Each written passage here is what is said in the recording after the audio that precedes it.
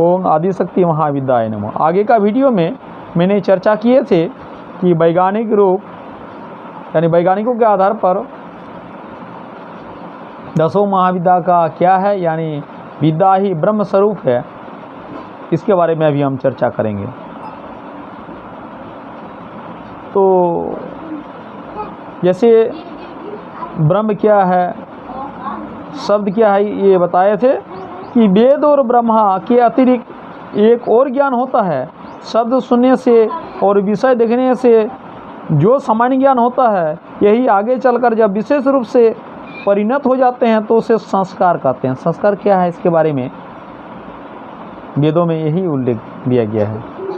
शब्द और विषय दोनों ही सामान्य उत्पन्न कर विलीन हो जाती है, किंतु वही सामान्य ज्ञान आगे चलकर जब अनुभव द्वारा विशेष भाव को प्राप्त करता हुआ आत्मा को अंकित हो जाता है तो दार्शनिक भाषा में उसे अनुभवाहित संस्कार कहते हैं। वैज्ञानिक परिभाषाओं में इसी को विद्या कहा जाता है। इसी से भविष्य का व्यवहार मार्ग चलता है। जब तक संस्कार है तब तक कोई स्व स्वरूप में प्रतिष्ठित है, और संस्कार का अभाव होने पर वह विश्वातीत है, मुक्त है। जैसे मनुष्य आकार में हैं तो बहुत कुछ कर सकते हैं, जब वो चले जाएंगे तो वह मुक्त रूप से ब्रह्म में वो मिल जाते हैं। विश्व की संपूर्ण सत्ता संस्कार सत्ता पर टिकी हुई है।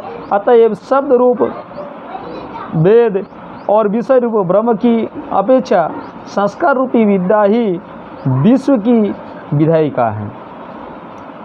उसी विद्या ज्ञान पर चित्तीक्रम से संस्कार कूट लगने से विश्व बनता है। जैसे हमारा विश्व हमारा संस्कार है, जैसा ही ये महाविश्व उसका संस्कार है। अतएव विश्व विद्या रूप है। संस्कार वांछित होता हुआ भी वह ज्ञान मुक्ति विद्या है। शब्दावांछित होता हुआ भी वह वेद है, और विषय वांछित बनकर वह ब्रह्म है। यदि वेदों से विश्लेषण से सिद्ध ये हुआ है कि सृष्टि का संबंध विद्या से ही है। निगम और आगम दोनों विश्व का निरूपण करते हैं, इसलिए ये दोनों विद्या नाम से प्रसिद्ध हुए। सूर्य, चंद्र, ग्रह, नक्षत्र, औषधि, वनस्पति, धातु, रस, कीट, विष, कृमि, पशु पंछी, मनुष्य आदि जितने सब पदार्थ एक एक विद्या है।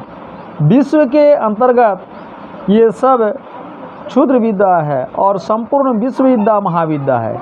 इसी को महाविद्या भी कहा जाता है। इस महाविद्या को ऋषियों ने 10 भागों में बांटा है। निगम में 10 अवयव वाली विद्या विराट विद्या के नाम से प्रख्यात है। आगम शास्त्र ने 10 महाविद्याओं के द्वारा विश्व कैसे उत्पन्न हुआ है, उत्पन्न विश्व का क्या स्वरूप है, उस विश्व विद्या को समझने से क्या लाभ है, इसकी उपासना से क्या उपलब्धियां हैं, ये सभी प्रश्नों का समाधान आगे का वीडियो में अवश्य करेंगे जो शास्त्रागत है। तो दर्शकों से मेरा आग्रह है कि यदि चैनल अच्छा लगे तो please subscribe my channel and likes my channel. ओम नमः आदिशक्ति महामाताय नमः।